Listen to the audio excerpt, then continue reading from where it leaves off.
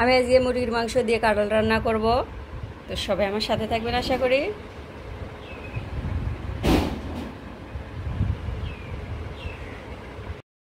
আসসালামু আলাইকুম, আপনারা সবাই কেমন আছেন? আশা করি ভালো আছেন। আমি আলহামদুলিল্লাহ ভালো আছি। তো আমি আজকে কাঁঠাল দিয়ে মুরগির মাংস দিয়ে রান্না করব। তো সবাই আমার সাথে থাকবেন আশা করি। আমি এখন কাঁঠালটা ভাপ দিয়ে নিব। আমি এখানে পরিমাণ মতো পানি দিয়ে দিচ্ছি। আমি এখন এর ভিতর হলুদ গুঁড়া দিয়ে দিচ্ছি। তো আমি কাঁঠালগুলো দিয়ে দিচ্ছি, কাঁঠালগুলো ভাপ দিয়ে নিব। তো মাশাআল্লাহ চলে আসছে। আমি এখন পানিটা ঝরাই নিব, ঢেলে নিব। তো আমি এখানে ননস্টিক কড়াই তুলে দিছি। আমি এখন পরিমাণ মতো সরিষার তেল দিয়ে দিচ্ছি। কাঁঠালে একটু তেল লাগে বেশি, আর আমি গরু মাংসটা দিয়ে করতে পারছি না, আমার বাসায় গরু মাংস নাই। তো আমি পেঁয়াজ কুচি দিয়ে দিচ্ছি, কাঁচামরিচ দিয়ে দিচ্ছি।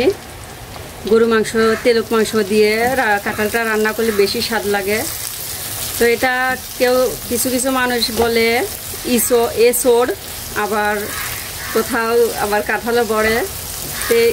যেগুলো রান্না করে সেইগুলো বলে ইসোড়। তো যাই হোক, যে যেখানকার ভাষা। আমি এখানে 3টা দারচিনি দিয়ে দিচ্ছি।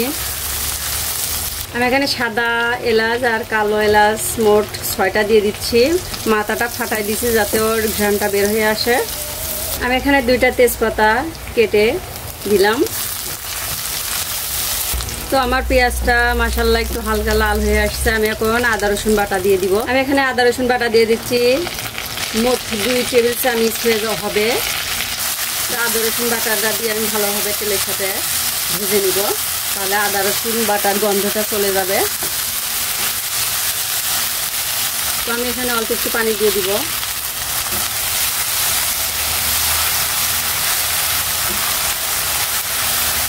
স্বাদ মতো লবণ দিয়ে দিব। একবারে কাঁঠাল আর মাংসটা একবারে দিয়ে দিব। হলুদ গুঁড়া দিয়ে দিচ্ছি 1 চামচ। 1 চামচের একটু বেশি দিচ্ছি হলুদ গুঁড়া। আমি এখানে শুকনা মরিচ অ্যাড করে দিচ্ছি। 3 চামচের একটু কম দিলাম। আর কাঁচামরিচ দিচ্ছি। কাঁঠালটা একটু ঝাল ঝাল না হলে ভালো লাগে না।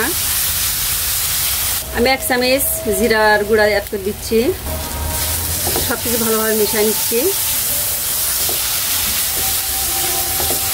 মুরগির মাংসটা দিয়ে দিচ্ছি। আমি এখন ভালোভাবে কষে নিব মুরগির মাংসটা। তো আমি ভালোভাবে মাংসটা কষাই নিচ্ছি। তারপর আমি কাঁঠালগুলা দিয়ে সুন্দরভাবে কষাই আমি আবার প্রেশার কুকারে দিব, দিয়ে 3টা সিটি দিব। মাংসটা সুন্দরভাবে কষাই নিচ্ছি। তো মাংসগুলো ভালোভাবে কষানো হয়ে গেছে। আমি এখন কাঁঠালগুলা দিয়ে দিব, দিয়ে ভালোভাবে কষে নিব। ভালোভাবে কষে প্রেশার কুকারে দিয়ে দিব ইনশাল্লাহ।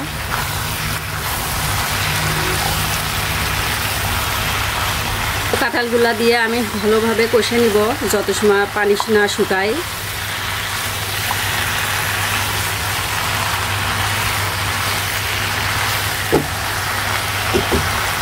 আমার কাঁঠালগুলা ভালোভাবে কষে নেওয়া হয়ে গেছে। আমি এখন প্রেশার কুকারে দিয়ে দিব। প্রেশার কুকারে দিয়ে দিছি। আমি এখন পানি দিয়ে দিচ্ছি, গরম পানি অ্যাড করে দিচ্ছি 1 মগ।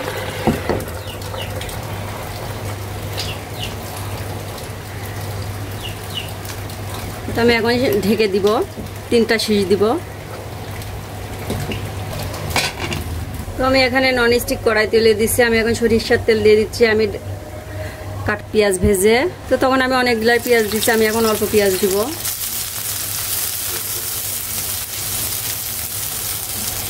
এক চামচ জিরা দিয়ে দিচ্ছি। তো লাল লাল না হওয়া পর্যন্ত আমি ইনশাল্লাহ এভাবে ভেজে নিব। আমি এখন কাঁঠালগুলা দিয়ে দিচ্ছি।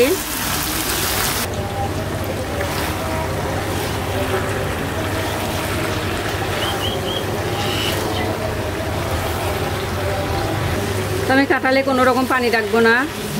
যখন তেল তেল ভাব হয়ে আসবে, এমনি তো পানি নাই। তো আমি একটুখানি পরে নামাই নিব ইনশাল্লাহ। তো আমি সেকে দেখছিলাম, অনেক টেস্টিফুল হয়েছে। তো অবশ্যই বাসায় ট্রাই করবেন। আর গরু মাংসটা দিয়ে করলে বেশি টেস্টি হয়। তো আমি লবণ মরিচ যেটা দিয়েছিলাম ইনশাল্লাহ সব পারফেক্ট হয়েছে, সব কিছুই ঠিক আছে। আমি এখন নামাই নিব। তো মাশাআল্লাহ দেখেন আমার কাঁঠাল রান্নাটা হয়ে গেছে।